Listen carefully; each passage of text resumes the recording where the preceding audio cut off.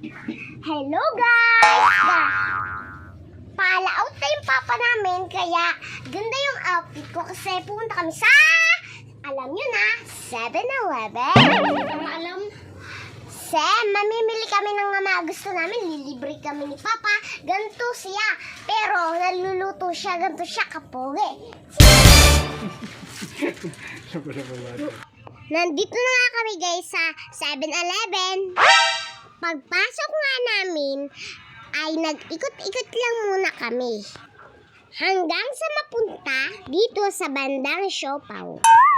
Umorder na nga kami ng siopaw. Siyaka syempre, ang favorite namin ni Kuyang ice cream. Wow! At eto, guys, kinakain na namin. Masaya na naman kami ni Kuya. Grabe guys, nabusog ako ng todo. Pero wag kayo ha, dahil kakain pa ako pag-uwi sa bahay. Ano nga? Kain tayo. Masarap. Tingnan niyo pa. Pinggit na. Nananarasin niyo din ta. Naglag ka. Gusto mo?